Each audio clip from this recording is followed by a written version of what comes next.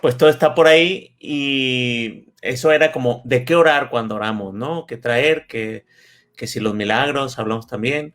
Y ahora, pues, aunque ya ahí se han contestado algunas preguntas, yo creo que quedan algunos temas que comúnmente se quedan como temas de discusión muy importantes acerca de la oración. Y lo vamos a dividir en dos partes de las preguntas. Si alguien tiene una pregunta y estamos en otra parte, pues la traemos. Pero, y al final vamos a hablar acerca de una forma de orar que es el examen ignaciano y vamos a escribirlo y a orar juntos para que no se quede nada más todo en el aire, en la teoría. Así que bueno, las preguntas teológicas sería el primer tipo de preguntas, cosas de teología. Ahí, pues mi intención sería responder preguntas como si Dios es bueno, ¿porque existe el mal?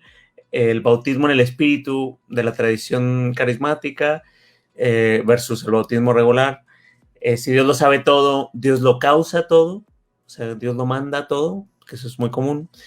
Y luego, pues, si hay nuevas formas de orar, si deberíamos de explorar nuevas formas de orar, vamos a tomar ese tema también.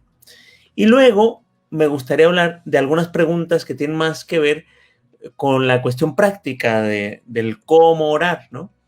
Una pregunta muy común es cuando escucho esa voz en la oración del coloquio que San Ignacio habla, ¿es Dios o es mi mente? ¿Y cómo lo diferencio, no? Otra pregunta importante es qué hacer cuando me distraigo, qué hacer con las distracciones en la oración, qué frecuencia es recomendada para orar y, y, y luego pues abrir a cualquier pregunta que haya por ahí. Y luego vamos a describir de qué se trata el examen ignaciano, que es diferente a un examen de conciencia, que es lo que la mayoría de la gente está acostumbrada. Es más como ver la presencia de Dios en mi vida. Y luego vamos a hacer una oración. Así que, pues son muchos temas, pero yo creo que eso y más podemos discutir hoy. Si hubiera cualquier pregunta, pues para eso está este día. Así que entre cada parte, yo voy a hacer un alto, a ver si hay algo por ahí que Marco nos traiga y podemos pues revisarlo. ¿Vale? Pues vamos comenzando con estas preguntas teológicas, ¿no? Esta es una que ya ha salido en otro episodio de aquí de Teología en Casa, así que voy a tocar en ella desde la espiritualidad eh, y va a ser pues el tema resumen, ¿no? Yo estoy de hecho preparando algo más amplio y ha sido algo que me interesa mucho hablar de este tema. Fue el tema en el que me enfoqué cuando estaba estudiando filosofía y el nombre en la filosofía de esta pregunta es la teodicea, ¿no? Si Dios es bueno, ¿por qué existe el mal? Otra forma de ponerlo que mucha gente dice es, si Dios es bueno, ¿por qué le pasan cosas malas a la gente buena? ¿Verdad? Y yo creo que vale la pena aquí responderlo cuando menos desde dos perspectivas, la perspectiva teológica y la perspectiva espiritual, eh, de la teología espiritual y otra pues, que podría ser como teología sistemática, ¿no? Eh, desde la teología sistemática, algo importante que a mí se me hace que hay que resaltar es como la tradición cristiana y el entendimiento de la revelación cristiana es importante. Porque en este tema en particular se ve en la palabra de Dios una como evolución de esta pregunta y como en muchos temas se ve como que algo comenzaba a vislumbrarse una respuesta a esta pregunta desde muy al principio de la tradición, pero Dios siempre nos encuentra donde estamos y nos va hablando como vamos entendiendo poco a poco. No es como si la revelación ya estuviera toda, completa, sin necesidad de más, en el Génesis, ¿no?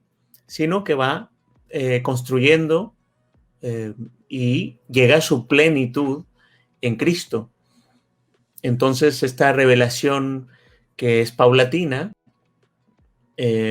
comienza, y les digo esto porque es importante, porque a veces leemos en la Biblia en algún punto de la revelación y nos podemos quedar con que esa es la respuesta y se nos puede quedar incompleta.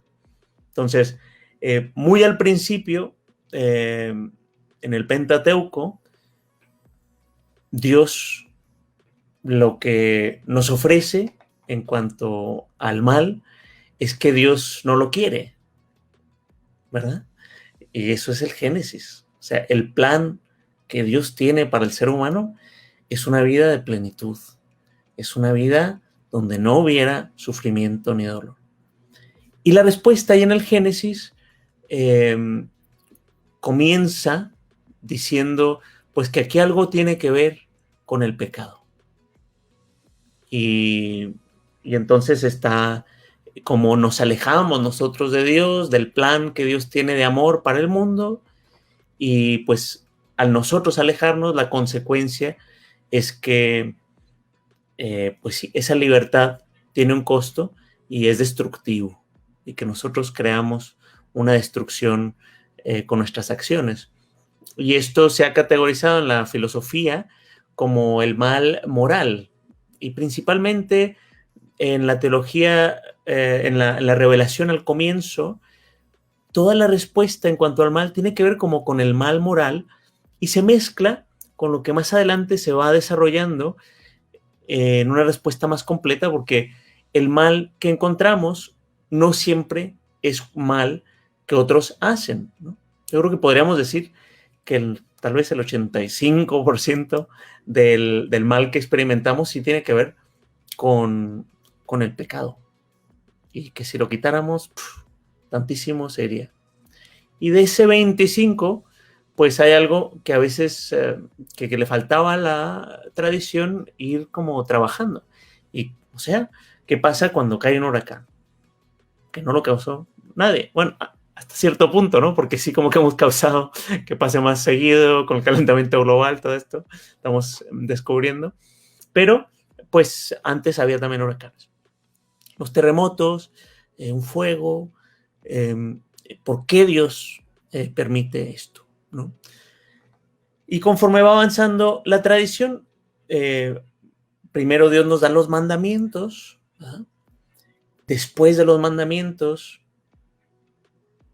la respuesta es que al que actúa bien, le va bien, Dios lo bendice, y al que actúa mal, le va mal.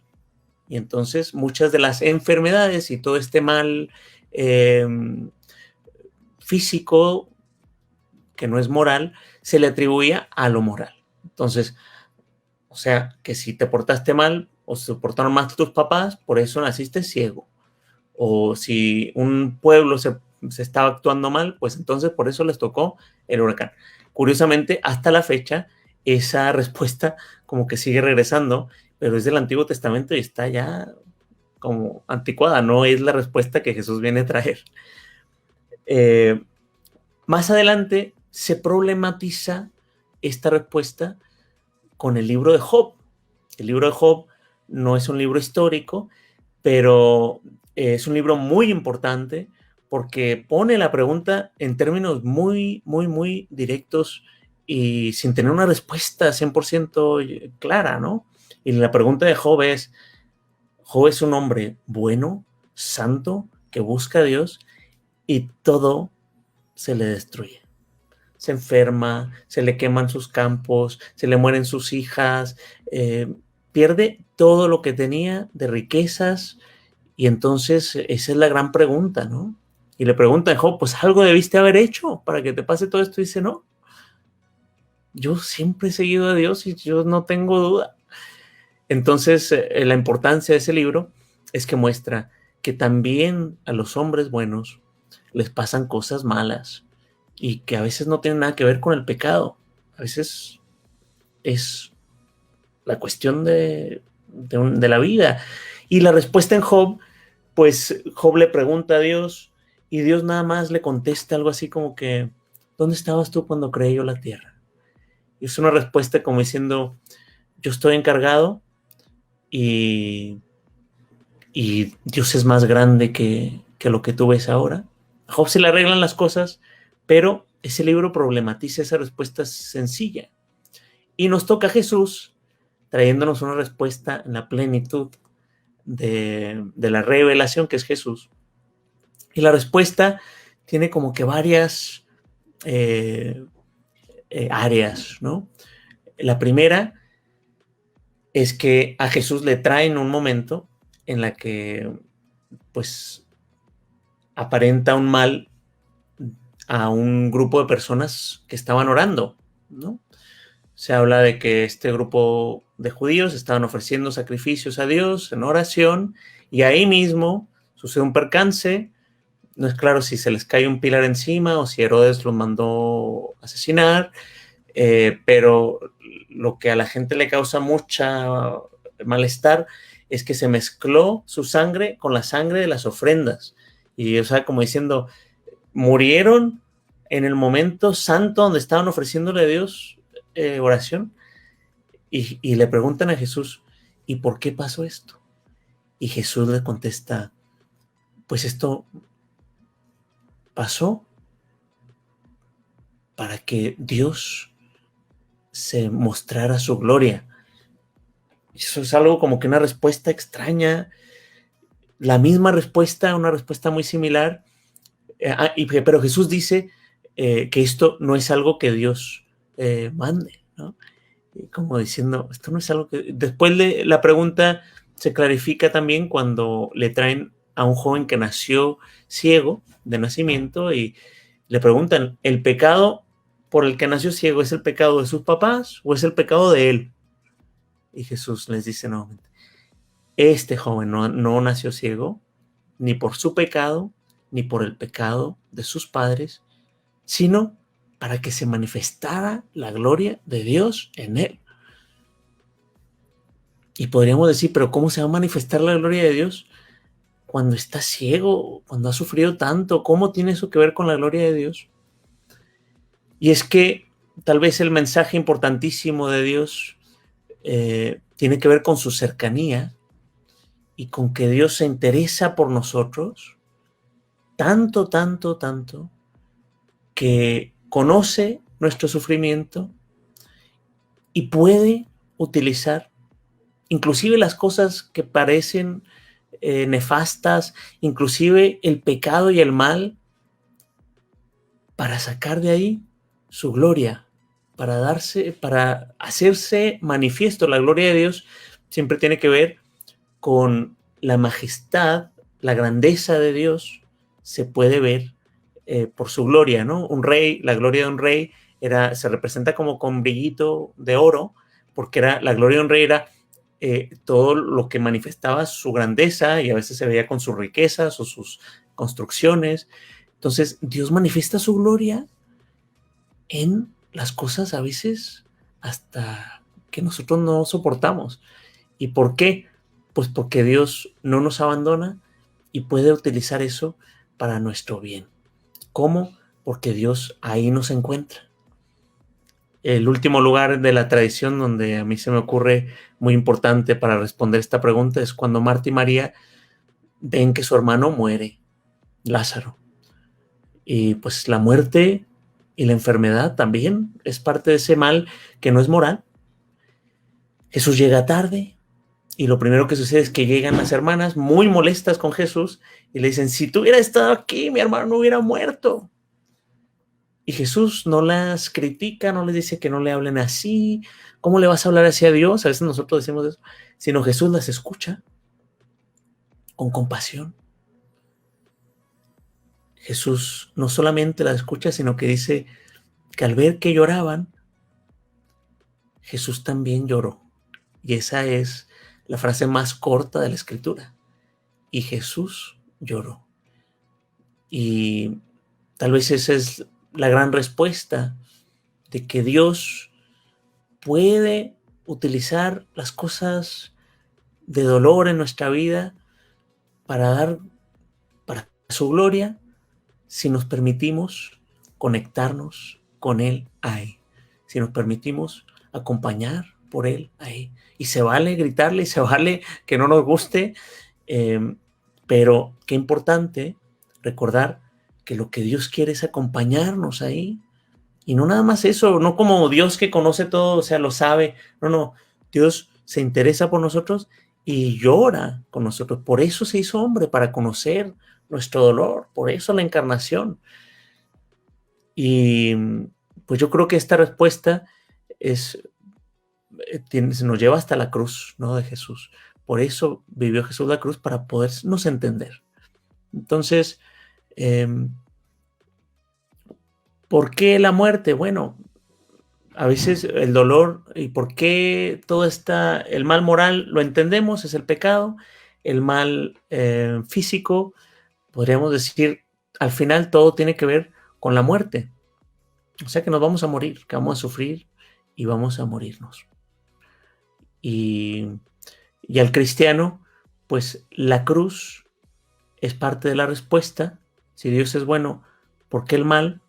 Porque Dios nos quiere encontrar en toda la realidad humana.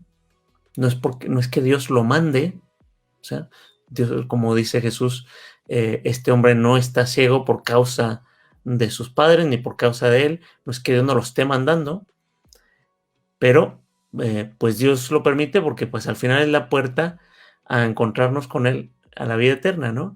Y Dios nos quiere encontrar en toda la existencia, inclusive en nuestro dolor. Cuando nos permitimos sentir esa parte de la experiencia humana, pues también sufrimos con otros, nos hace más compasivos, y si nos permitimos unirnos a Dios en nuestras cruces, pues nos permitimos acompañar por Él, y ahí Dios también se manifiesta y nos unimos a Él, inclusive ahí se vuelve parte de vivir ya aquí en la tierra un pedacito de cielo que es unión con Dios. Así que eh, eh, también eso, eh, pues por ahí va la respuesta, ¿no? Si Dios es bueno, ¿por qué el mal? Pues por un lado el pecado, Dios no lo quiere, y por un lado la muerte, al final la resurrección tiene la respuesta última. En el sufrimiento nos encuentra Dios, en que si Dios nos arreglara todo, también pues no sufriríamos, pero no seríamos verdaderamente libres, va por ahí también la respuesta. Y al final eh, nos invita a ver más allá de la cruz, no nada más quedarnos con la cruz donde Jesús nos acompaña, llora con nosotros, nos abraza, sino que nos invita a ver a qué hay más allá de la muerte, y que de los momentos de sufrimiento hay más allá, y que es ahí donde Dios quiere encontrarnos en la resurrección y darnos su vida. Nosotros por nosotros mismos no podemos vivirla en su plenitud, pero si después de esta vida nos encontramos con la resurrección. Entonces, la respuesta sí tiene como esas tres partes. No sé si queda bien, o si hay una pregunta más por ahí, la podemos guardar para el final, si hubiera algo ahí que salga. Entonces, vamos con la que sigue. El bautismo, cuando entramos en la fe, pues nos bautizamos, el Espíritu Santo entra en nosotros, se une a nuestra alma, y somos una nueva criatura que habita Dios en nosotros. Y luego hay este tema en círculos carismáticos acerca del bautismo en el Espíritu. Yo creo que desde la espiritualidad es un buen punto para trazar algunos puentes. Podríamos rechazarlo de fondo y decir que pues, no tiene sentido teológico, pero yo creo que una interpretación que podría como ayudar a tender un puente sería decir que el bautismo ya es algo con lo que vivimos constantemente. Sin embargo, aunque Dios habita en nuestra alma, hay momentos que nos permiten experimentarlo de una manera especial. Y cuando alguien habla de ese bautismo en el Espíritu, mi entendimiento, yo creo que una forma de refrasearlo para hacer sentido a alguien que no está dentro de la tradición carismática, pues podría ser que es como una renovación del bautismo. Y es permitirnos sentir sus efectos desde la oración.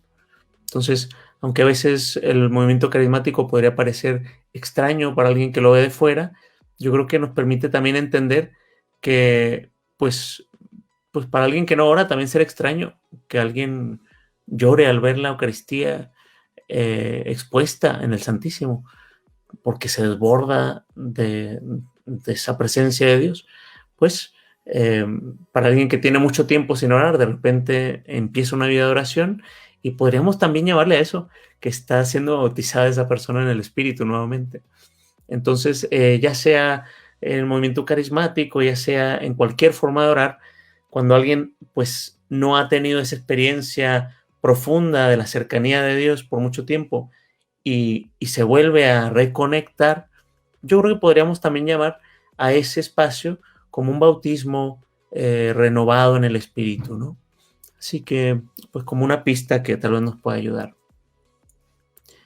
Otra pregunta.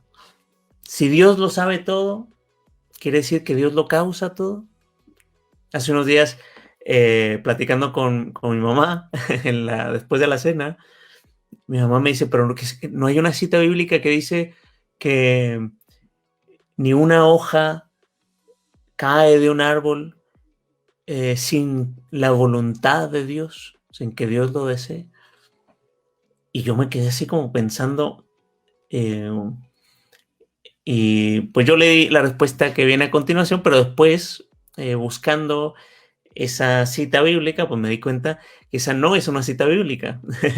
Es como algo que está así en la cultura, que sale por ahí, y que más bien es una cita de Don Quijote.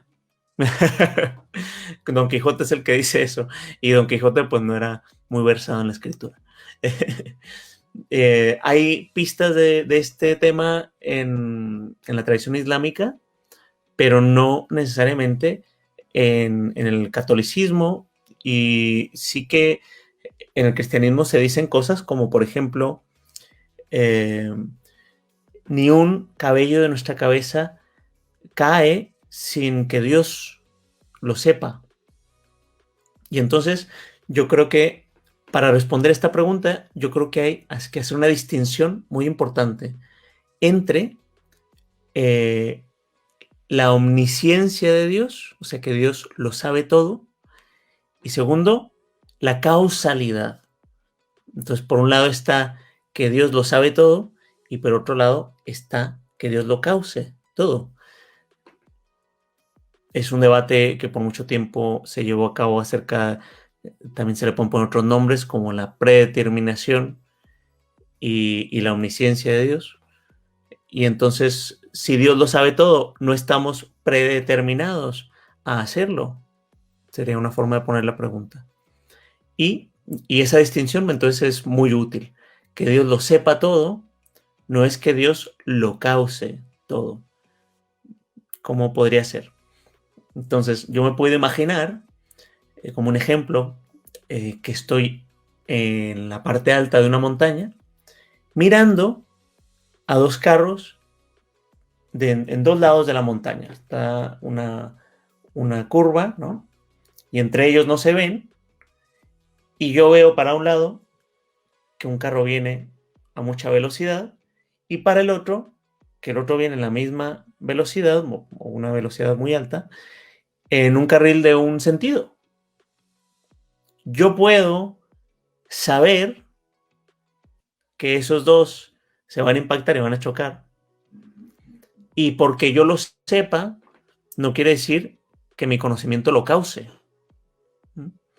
Entonces, aunque es inevitable que esos dos van a chocar, mi conocimiento de eso no es causa, ¿no?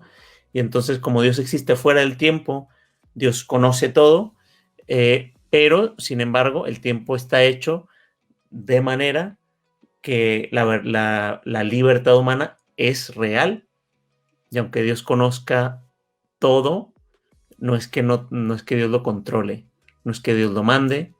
O sea que si yo tiro algo por ahí y le pega a alguien, pues no es porque ni Dios lo controlara, que moviera el anillo un poco para que le cayera, ni yo lo controlé, ¿verdad? Yo lo puedo tirar así sin saber. Y aunque Dios en su infinito conocimiento sepa que al final de los tiempos eso pasa, es porque Él existe fuera del tiempo, no porque controle nuestras acciones. Entonces, esa pista yo creo que es importante. Dios no manda todo, Dios no causa todo, Dios no se involucra tanto en el mundo a ese nivel de causar, sino que Dios nos crea a su imagen y semejanza, y eso incluye la libertad, y eso es importantísimo para nuestra existencia. Si Dios interfiriera con eso, pues estaríamos perdiendo la capacidad de amar verdaderamente.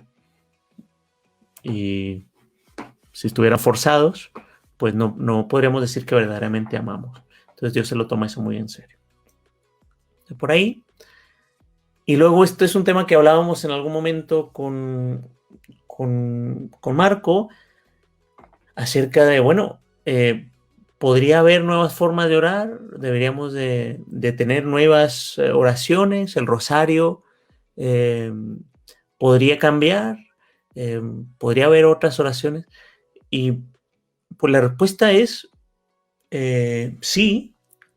Y por otro lado, que el discernimiento ignaciano nos diría una respuesta como: se puede integrar nuevas formas de orar, tanto cuanto ayuden al propósito de la oración, que es, si la oración es conectarnos con Dios, conocerlo, amarlo, servirle mejor, quitarnos de apegos para poder conocer su voluntad, pues todo lo que nos ayude en esa dirección, pues es algo que yo creo que la Iglesia no necesariamente va a negar. Ha habido, por ejemplo, el Papa Papa Juan Pablo II, que había una parte de la vida de Jesús que en el rosario le faltaba, y pues comenzaron los misterios luminosos, ¿no? Eso vino desde arriba hacia abajo, y muchas de las formas de orar que tenemos en la misa inclusive salieron como al revés, de abajo hacia arriba, que eran formas de oración de diferentes lugares que la gente adoptaba a nivel local, y con el tiempo pues se dieron cuenta que era de mucha ayuda para todos, y poco a poco se fueron poniendo en lo que conocemos como la liturgia del ritual romano. Así que de igual modo yo creo que sí, necesitamos oraciones que nos hablen a nuestros días, que nos hablen en nuestro idioma, y por eso las oraciones que hacemos, ya sean vocales, y las formas de orar mental, como la meditación y la contemplación, pues necesitan también adaptarse a nuestros días. Así que, pues sí, tanto cuanto ayude a conectarnos con Dios, es todo eso bienvenido. Y bueno, por ahí están las preguntas teológicas. No sé si podemos hacer una pausa aquí y ver si hay alguna pregunta más, o continuamos, Marco, ¿cómo ves? Querido, aquí te sueltan una pregunta que me parece importante abordarla antes de pasar adelante. La pone Diony Luna y dice: ver más allá de la cruz, ¿hay algo más allá de la muerte? ¿La resurrección cómo es? ¿A qué se refiere resucitar? Sabes que ahí está todo el planteamiento histórico crítico de si se puede decir algo desde la historia, no se puede decir algo. Bueno, desde todo este tema de la espiritualidad, ¿cómo lo ves? La resurrección, ¿qué significa? La historia. Tal vez podríamos comenzar con algunos puntos. Entender la resurrección primero de Cristo y luego tratar de ir a ver la nuestra. A veces el problema de entender la salvación inclusive tiene que ver con ponerle demasiado énfasis en la cruz y no ver el contexto completo de la salvación, y entonces pues como que la muerte se vuelve como algo demasiado central, y pierde la importancia del mensaje de Cristo, y entonces como la resurrección parece que también podría perder sentido si no se ve el misterio de Cristo completo, ¿no? Entonces no sé si por eso ayude. Es decir, bueno, Cristo vino de parte de Dios a predicar y hablarnos acerca de la verdad, la justicia, el amor, la compasión, de una manera tan radical que pues las consecuencias fue que los poderes políticos, económicos, sociales, de pecado, se sintieron amenazados y eso lleva a la muerte a Jesús, eso lleva a la persecución a Jesús. Entonces Jesús, por su vida, nos muestra un camino y si nos enfocamos en la cruz, pues podríamos decir, es un camino que lleva a la cruz. Y si ahí se acabara la historia cristiana, pues nos quedamos con un problema, ¿no? Porque podríamos decir, bueno, tal vez el camino de Donald Trump estaba mejor porque llegó a ser presidente y no está en el bote, o el camino de cualquier millonario, pues tal vez es más cómodo, y entonces, pues hay muchos caminos, y este camino, pues es uno más entre muchos, y ahí podría quedar. Sin embargo, la resurrección no, es Dios indicando que este es el camino. O sea, que no es un camino entre muchos, como todos iguales, sino que este es el camino y Dios desde la trascendencia muestra que este es su Hijo muy amado en quien se complace y lo muestra de una manera pues que rompe lo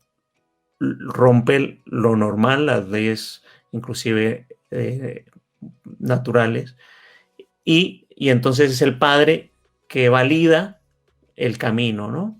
Yo creo que por eso, desde mis perspectivas, yo sé que hay otras formas de entrar en el tema, yo creo que la resurrección, entenderla como un milagro, es algo importante porque es algo que valida en el mundo natural, algo que está más allá de lo natural. Y también viene con algunos problemas, ¿no? El tema histórico que nos decía Marco es que sí, pues no es algo que un científico puede llegar a decir, había un hombre que se llama Jesús de Nazaret, que lo pusieron a muerte, que murió en la cruz, que hubo testigos que lo vieron muerto y sepultado, y luego hubo testigos que lo vieron en vida. Y entonces, por eso para el Nuevo Testamento es muy importante mostrar que hubo varios testigos, que fueron algunas mujeres, luego los discípulos, los 12, y luego un grupo más grande de mucha gente que lo vio. Y entonces, pues hasta ahí es como por donde llega. Ahora, si nos ponemos, es difícil o sea, la ciencia no llega hasta ahí. La ciencia no puede decir, pues, que un milagro es un milagro, porque la ciencia, su fuerte es también su limitación. La ciencia se enfoca en la observación, la experimentación y en sacar, en validar hipótesis, ¿no? Y como esto es algo que como que se le escapa a lo experimentable, pues por definición no es una verdad que le corresponda a la ciencia, eh,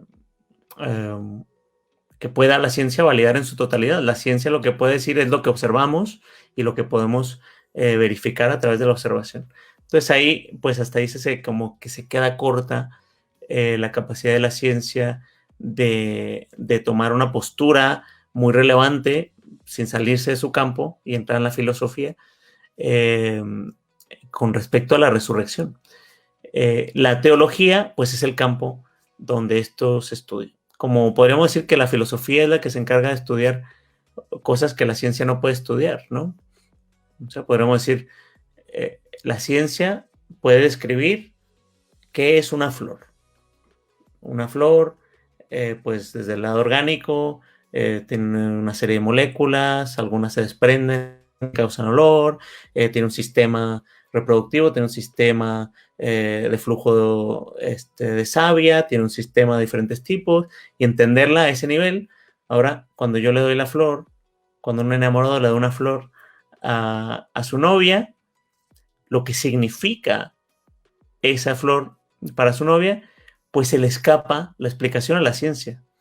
Para explicar eso, necesitamos tal vez de la sociología, tal vez necesitamos de la filosofía, tal vez necesitamos de la poesía, y se le escapa a nada más uno. Yo creo que este es un tema donde entramos en la interpretación propia, pues es la teología donde se saca el significado de la resurrección.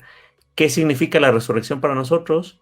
Pues desde la teología, lo que Jesús nos explica acerca de su muerte y su resurrección es que, pues las primicias, y lo que las escrituras nos explican, es que Jesús nos muestra las primicias de resurrección, o sea que lo que le pasa a Jesús son como una muestra de lo que nos pasará a nosotros. Y la idea es que, pues, Jesús vivió, sufrió, murió y resucitó, y nos habla de que la vida que nos pertenece a nosotros exclusivamente es una vida de creación y tiene un principio y un fin. Nuestra vida no es la vida de Dios, que es infinita, sino que por ser criaturas no podemos ser, Dios no puede crear otro Dios, ¿no? Solamente podemos crear algo menor a nosotros, Dios.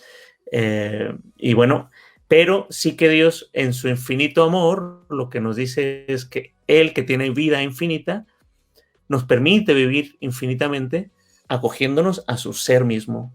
Y entonces la resurrección es entrar al ser de Dios y continuar nuestra vida en Él. Y eso es algo que pues podría parecer extraño, pero desde la teología es algo que también ya vivimos aquí y ahora. Y ese es el término a que nos referimos con el bautismo y la comunión. Es que Dios habita en nosotros, y aquí en la tierra pues ya podemos ir viviendo un pedacito de cielo, ¿no? Ya podemos ir viviendo esa vida plena, esa vida en abundancia que os quiera. No sé si va por ahí una respuesta, si me falta algún tema importante, Marco. Yo creo que está perfecta, yo creo que está perfecta. De todas maneras, a Diony y a todos los que estén interesados en seguir profundizando en el tema, les dejo un artículo de la revista Selecciones de Teología, donde pues, abordan el tema de la resurrección. Creo que la conclusión contundente a la que llega Schweitzer, que creo que es el que escribe el artículo, es fundamental hoy. Así que para todos los que de pronto tengan esta misma pregunta y quieran seguir profundizando, pues ahí le dejo el artículo, está gratuito, está completo, le dan clic al enlace y ahí lo pueden descargar. Pero ya con lo que dijo el padre Pepe, les deja ahí el entremés, la antesala de lo que la teología ya ha venido repensando hace bastante tiempo. Pues nada, querido Pepe, no hay más preguntas, así que podemos seguir con Sí, lo que tenías pensado. muy bien. Si lo que sigue también es más cortito, así que no estamos tan mal de tiempo. Ya vimos esto. Y ahora continuamos a ver como preguntas acerca de la práctica de la oración. Son algunas preguntas muy básicas y cortas, pero que es importante contestarlas. Primero, hablábamos la vez pasada acerca del coloquio que San Ignacio nos propone, pero muchas formas de oración lo proponen, y que es permitirnos escuchar a Dios. ¿Qué me estará diciendo Dios? Y a veces esto la gente lo trae como una pregunta más o menos así, ¿no? Esa vocecita que escucho en mi voz, que yo digo que a veces me suena como si Dios me quisiera decir algo, ¿es Dios o es mi mente? Y a veces esa pregunta se vuelve el bloqueo que no nos permite entrar en esta forma de oración que es escuchar, ¿no? A Dios. Y San Ignacio habla de esta pregunta, así que pues siempre me gusta contestarla desde ahí. San Ignacio dice, escucho tres voces en mí.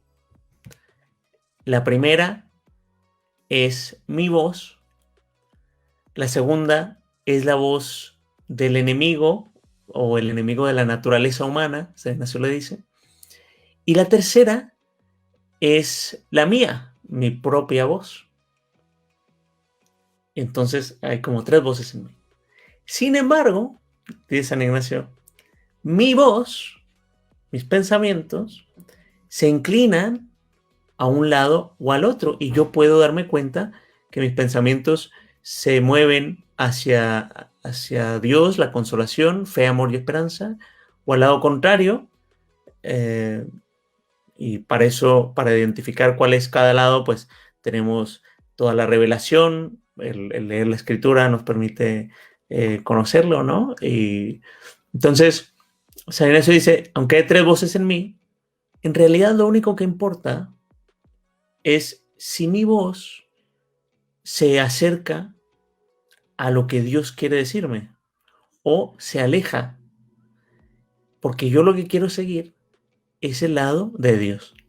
Entonces, aunque mis pensamientos, aunque digamos está Dios y está el mal espíritu, o podamos decir son mis pensamientos, lo que importa es que yo me mueva en la dirección correcta. O sea que si mi mente me dice cosas que son las que me dice la escritura, eso lo tengo que escuchar. Eso le tengo que dar el énfasis y seguirlo. Y si mi mente se va en una dirección donde eh, me aleja de Dios, pues eso lo tengo que ver cómo evitarlo. La imaginación, hay muchas facultades mentales que podríamos hablar de ellas, ¿no? Pero la imaginación sería una.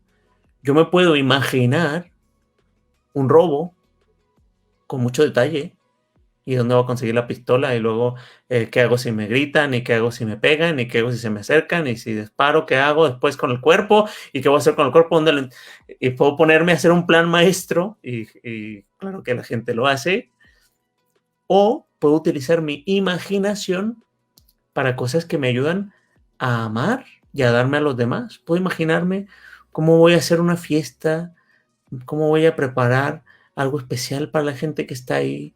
Puedo imaginarme a Dios que me habla, puedo imaginarme que Dios me dice cosas que yo leo, que sé que es palabra de Dios, y todo eso, pues es lo que verdaderamente necesito seguir.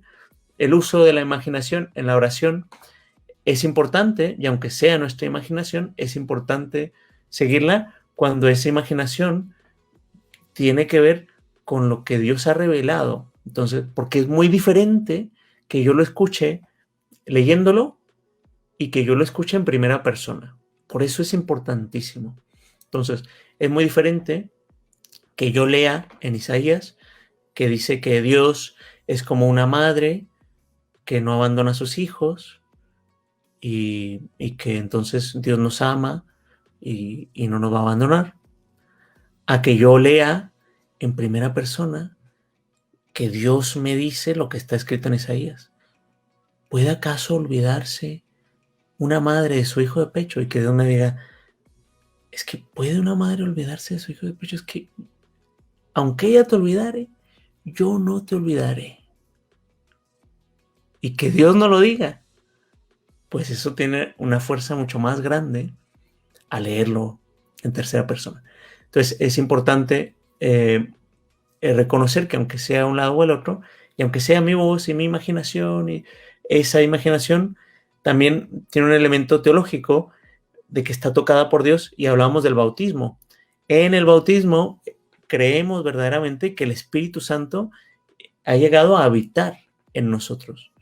Y entonces eso tiene implicaciones, pues, de que el Espíritu inspira. Nuestra alma inspira nuestros pensamientos, nos mueve hacia Él.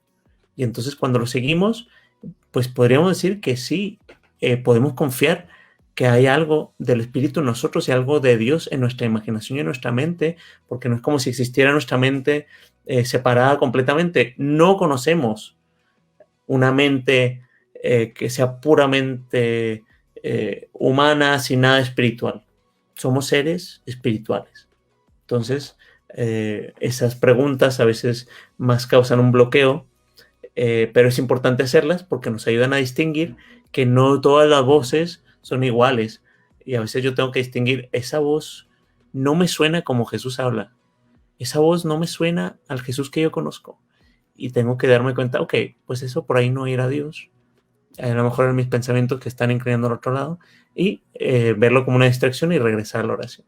Entonces, por ahí. La segunda pregunta es, ¿qué hacer si me distraigo en la oración? Y aquí dos cosas yo he encontrado que ayudan. La primera es que si me enfoco demasiado en que me estoy distrayendo, eso se puede volver el problema mismo.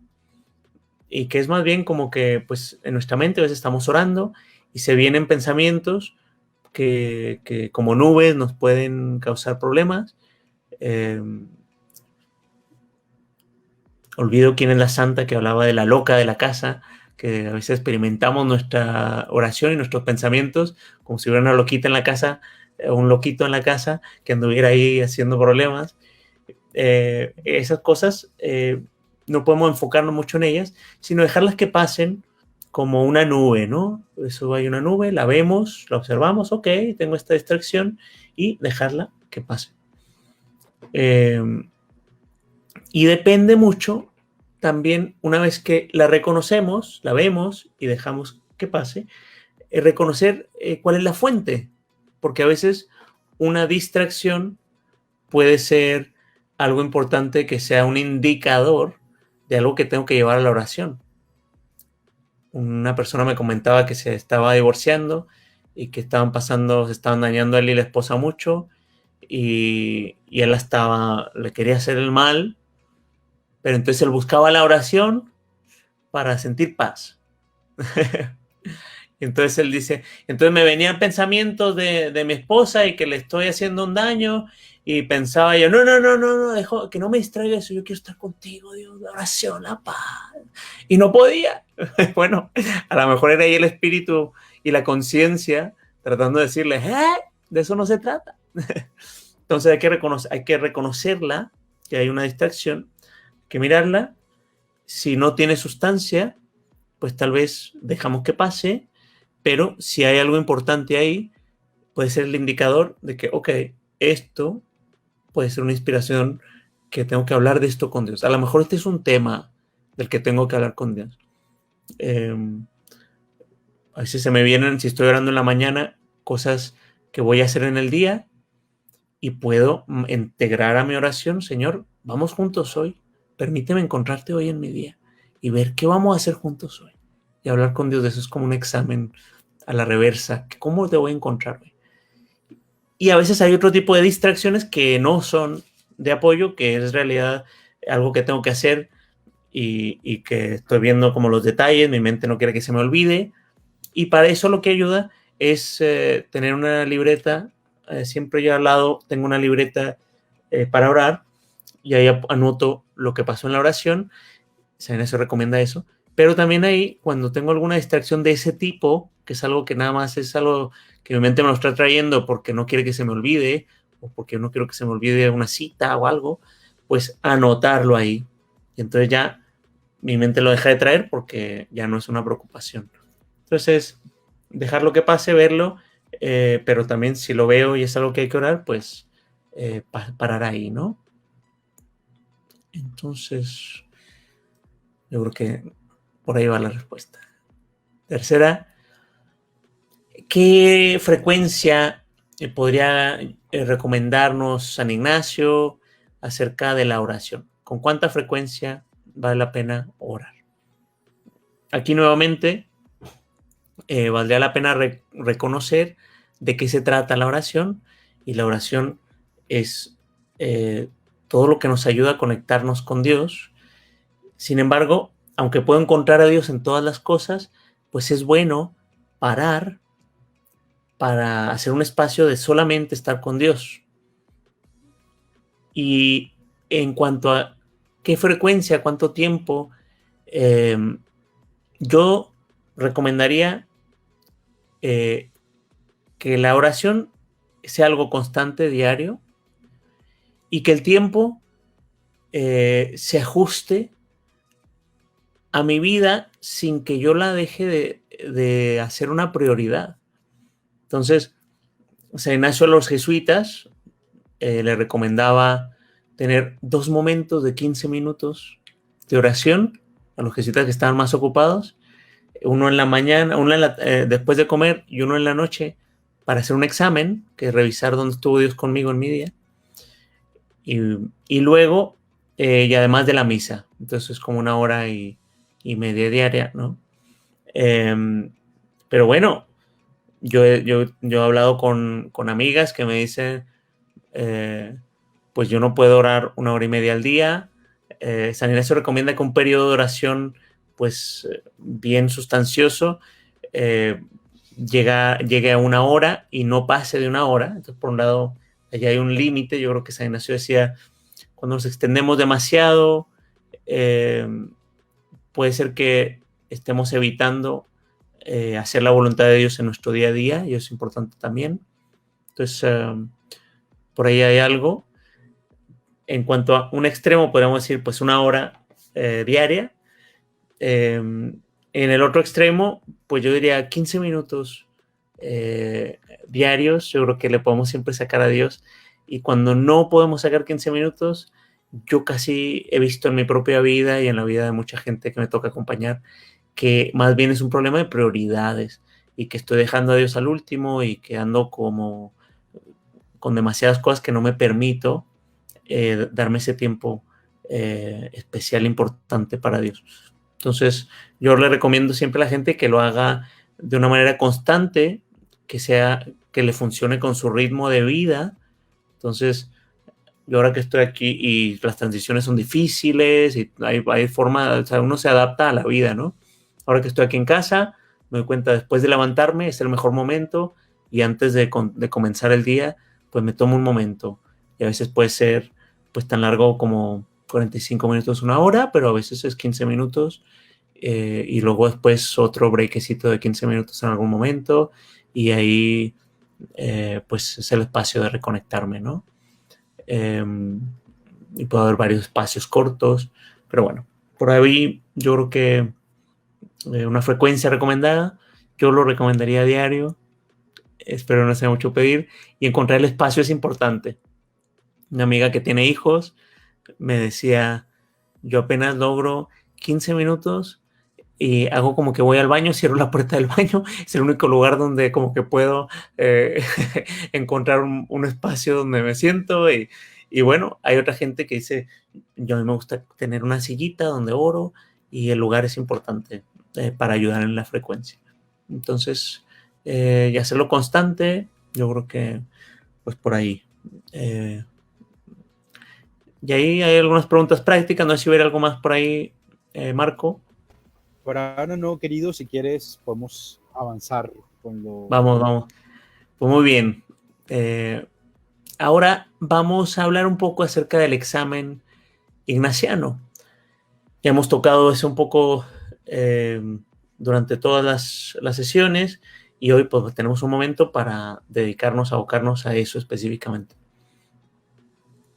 El examen ignaciano se diferencia de un examen de conciencia, en que en un examen de conciencia yo reviso desde la última vez que me confesé todos mis pecados para hacer una buena confesión y pues sentir dolor de mis pecados, estar preparado para ir a reconciliarme con Dios.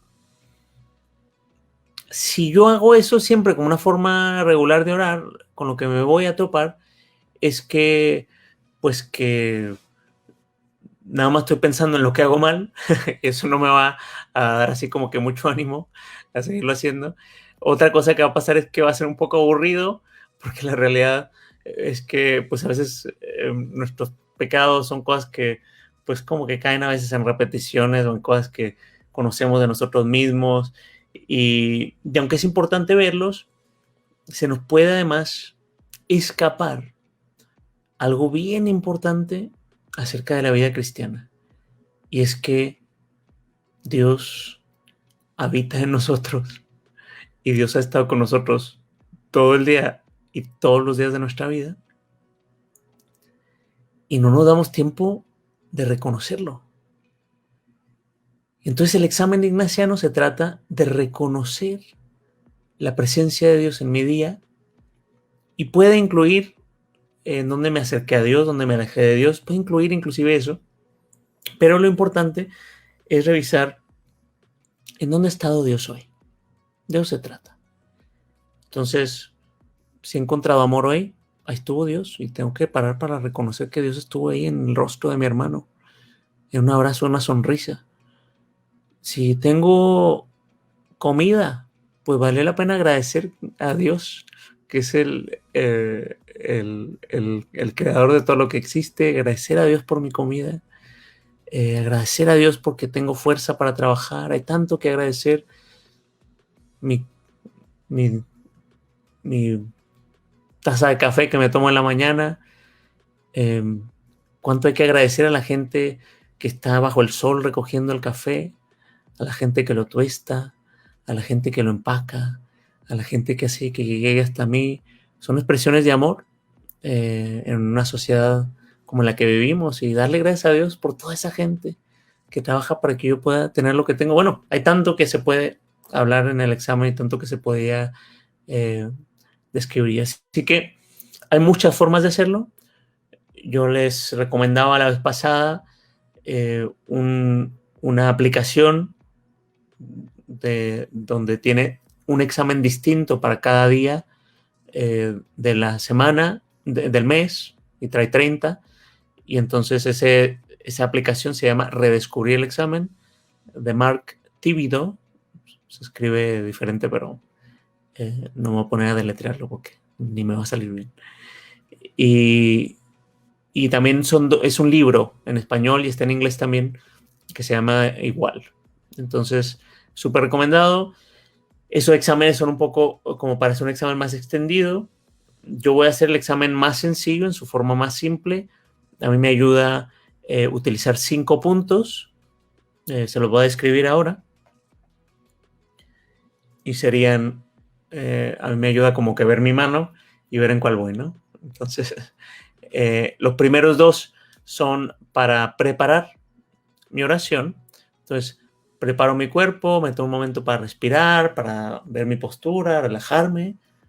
A veces eso nos falta mucho hacer. Después pido la ayuda de Dios. Entonces, una preparación física, la otra es una preparación espiritual, que sea Dios el que me guíe, su espíritu que me guíe, me inspire, ¿no? Luego comienzo dando gracias. ¿De qué puedo agradecer hoy? Es algo bien sencillo, y ya en eso pues nos permite ver más o menos qué ha pasado en el día de manera general. En la tercera parte,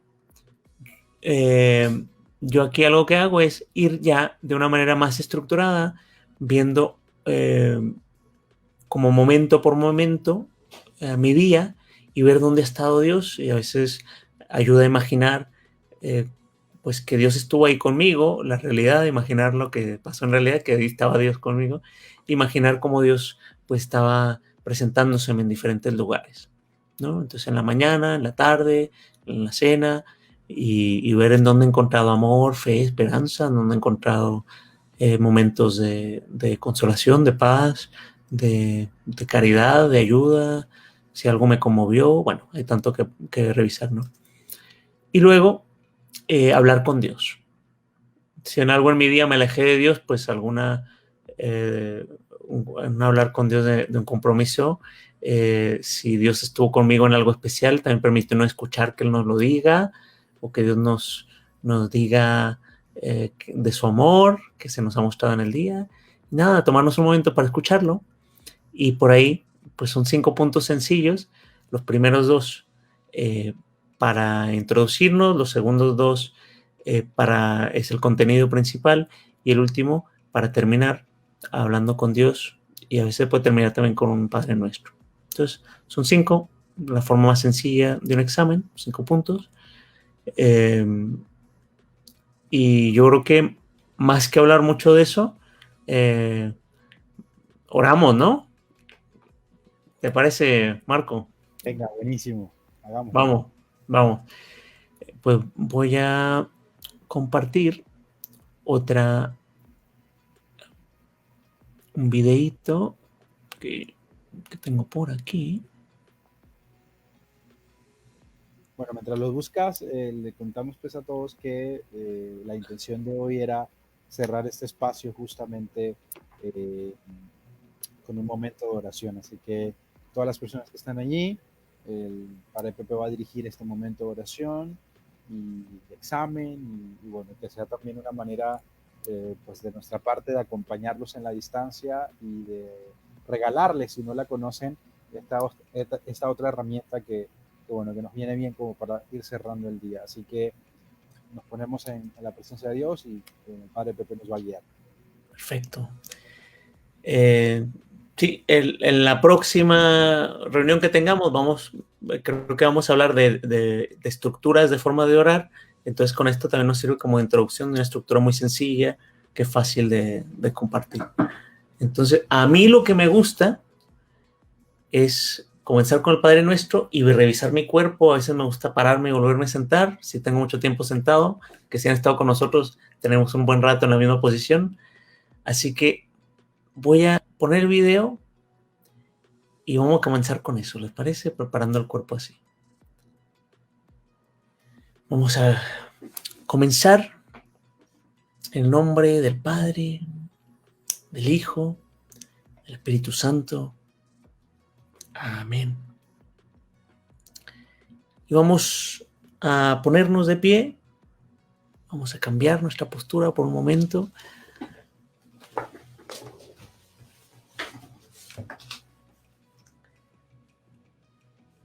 Movemos nuestra cabeza a un lado, hacia el otro. Estiramos los brazos.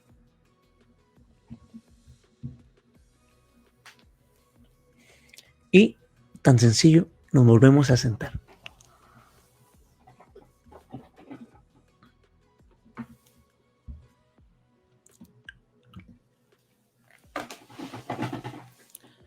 Vamos a tomar un momento para revisar cómo estamos sentados o nos podemos mantener de pie si esto es de ayuda. Si hemos estado sentados todo el día, a veces eso es ayuda. Y reconocemos algunos puntos importantes para mantener una buena postura: es mantener nuestra espalda con su curvatura natural, que es más o menos recta. Importante mantener la cabeza apoyada solamente sobre la columna. Yo ahora mismo la puedo apoyar sobre esta silla o sobre una pared y eso me puede distraer. Y tratar de respirar desde el estómago. Así que vamos a tomar una respiración profunda. Sostenemos y soltamos. Sostenemos, sacamos todo el aire que podamos, cada onza. Sostenemos y llenamos. Sostenemos y soltamos. Y algo que siempre me gusta hacer es relajar mis hombros, porque aquí es donde más se guarda tensión. Podemos relajar todos los músculos, pero vamos a hacer solo los hombros. Juntamos hacia arriba y dejamos caer enérgicamente a la cuenta de 3. 1, 2, 3. Juntamos hacia arriba una vez más y a la cuenta de 3 caen. 1, 2, 3. Una tercera vez juntamos hacia arriba y 1, 2, 3 caen. Podemos hacer alguna tensión y relajación de todo el cuerpo para sentir nuestros músculos y darnos cuenta que estamos con todo nuestro ser ante la presencia de Dios. Y así decimos: Señor Jesús, te ofrecemos este momento de oración. Te pedimos, Señor, que todo lo que hagamos y pensemos durante este momento sea para tu mayor gloria y alabanza. Guía, Señor, este momento, que podamos hacer ese equipo perfecto entre nuestro espíritu, nuestra mente, que podamos integrar todo lo que somos contigo. Y así comenzamos revisando como si viéramos por ese espejo retrovisor a nuestro día. ¿De qué podemos agradecer a Dios hoy? Seguro ha habido problemas, seguro ha habido dificultades, seguro ha habido malestar. Pero si no nos damos ese momento para vivir la gratitud también, se nos pueden escapar los regalos de Dios. Así que reviso en mi día en su totalidad. ¿Qué regalos me ha dado Dios hoy?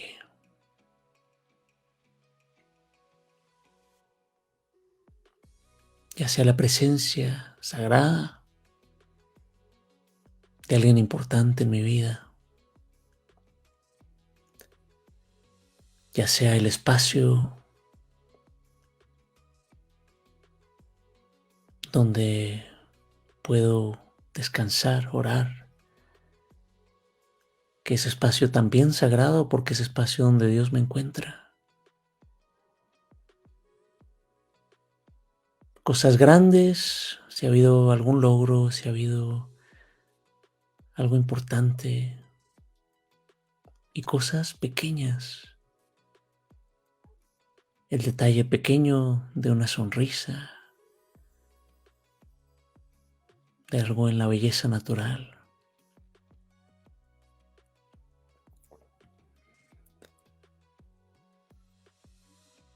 Busco de 3 a 5 cosas por las que pueda agradecer a Dios hoy.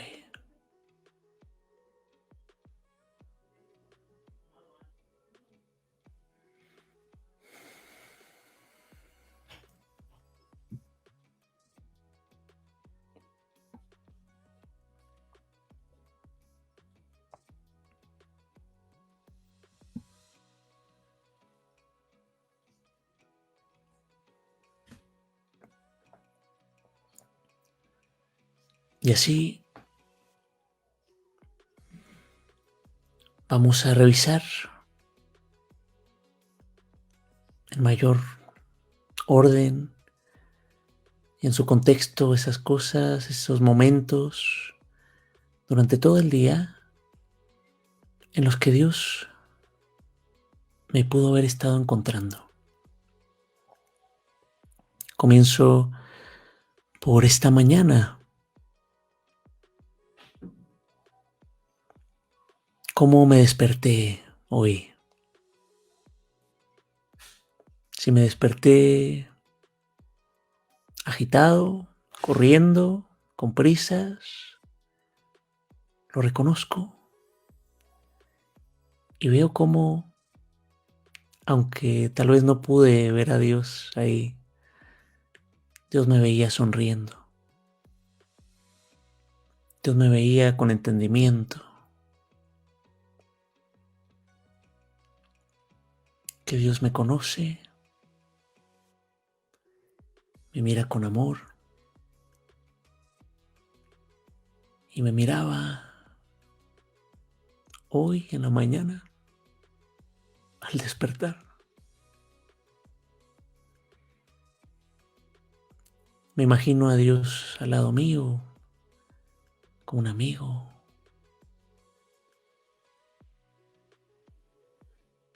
Me imagino a Dios si desayuné.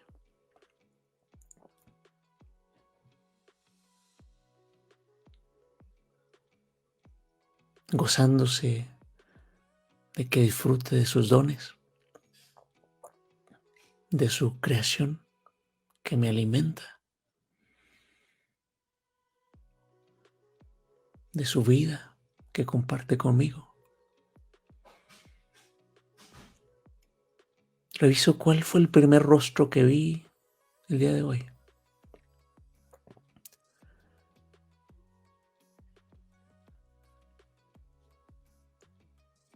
Si hubo una mirada, una sonrisa, un saludo esta mañana, me permito descubrir en ese amor, en ese compartir, en ese momento, la presencia de Dios ahí.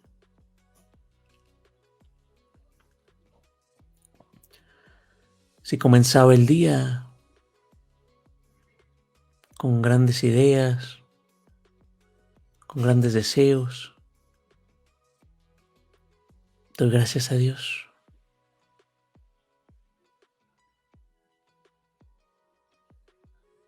Si tuve algún momento, aunque sea pequeño, de percibir la presencia de Dios, de decir gracias Dios, de ponerme en su presencia, doy gracias a Dios por la fe, porque puedo levantar mi rostro hacia Él. Pienso en mi comida que comí hoy, con quién estuve, con quién lo compartí, qué pasó en mi día y cómo estuvo Dios ahí. Recuerdo olores, recuerdo que sentí y recuerdo también si hubo emociones altas, si hubo algo que me causara felicidad, malestar, si hubo algo difícil en mi día. Y le traigo también eso a Dios. Si hubo frustración, y me dejo que Dios me acompañe ahí.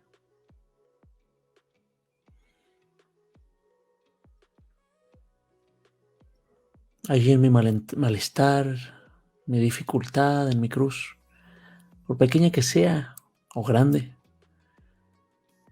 me permito ver la presencia de Dios, que como Marta y María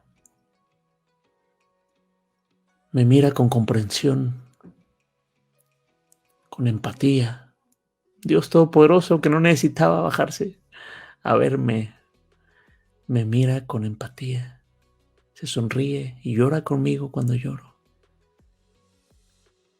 Sonríe conmigo cuando sonrío.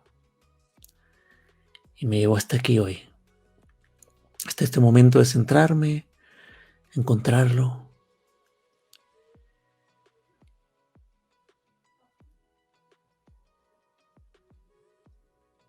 Pienso cómo llegué a este lugar y cómo Dios estaba aquí conmigo. Cómo Dios está aquí conmigo.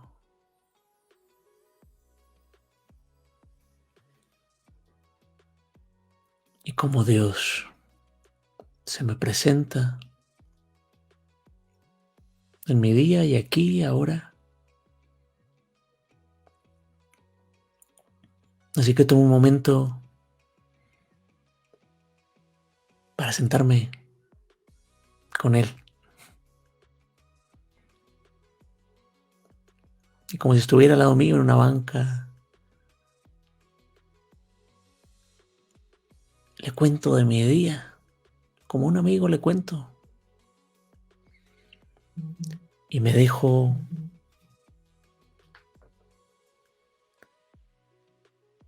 que Él también me responda.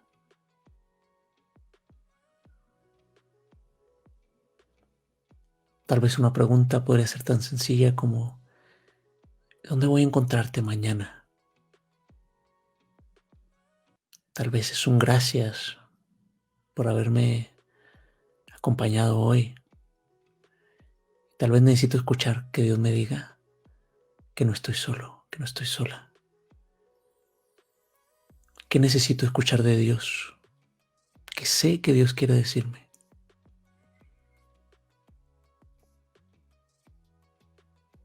Eres mi hijo, mi hija muy amada, en quien me complazco. Te amo y eres precioso, preciosa a mis ojos. Te conozco, te comprendo. Y vamos juntos mañana. ¿Y a qué me invita Dios mañana? Tomo unos momentos para escucharlo.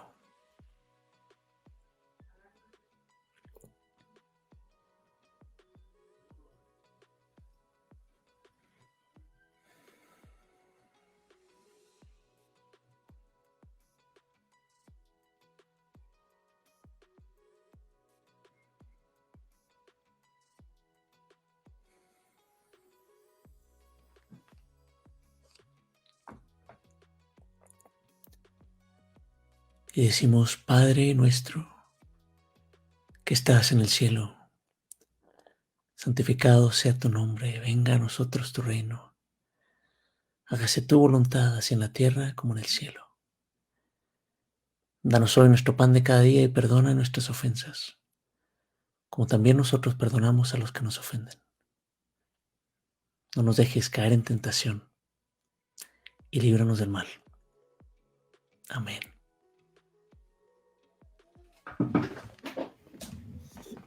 Querido, gracias. Qué gusto, un gusto, Marco. Momento, gracias por esta oración, por compartirte también con nosotros, por permitirnos a nosotros descubrir también esta forma de espiritualidad, de diálogo con Dios.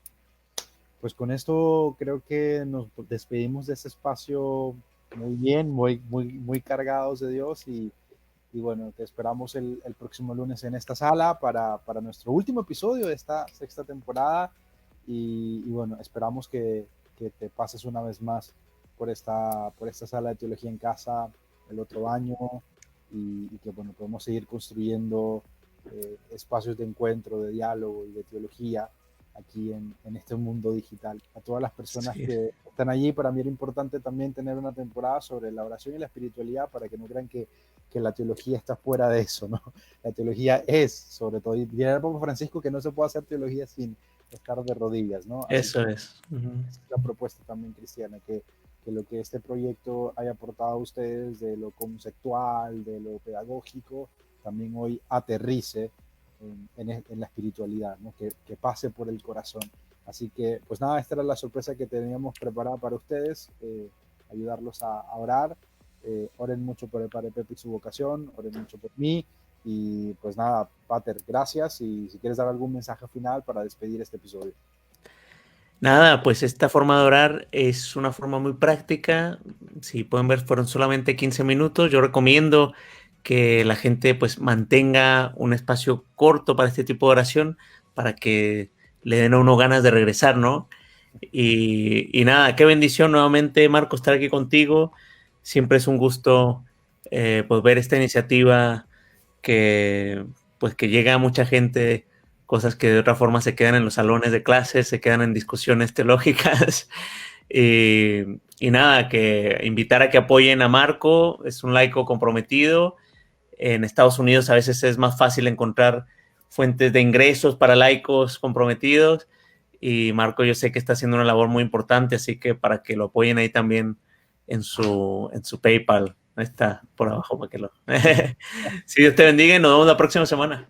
Claro que sí, querido. Cuídate mucho, estamos orando y gracias a todos los que se conectaron hoy. Recuerden que pueden copiar este link que está aquí arriba, mandarlo a sus amigos, darle compartir aquí abajo o esperar a que lo subamos en YouTube para también compartirlo con las personas que de pronto no tengan Facebook. Gracias a todos los que han apoyado este espacio. Les recuerdo, mañana saldrán los enlaces de inscripción para nuestro retiro de Navidad y para nuestro grupo de lectura sobre Fratelli Tutti. Así que sin más, querido Pepe, Dios te bendiga. Un abrazo para ti, cuídate mucho y a todos. Chao, chao.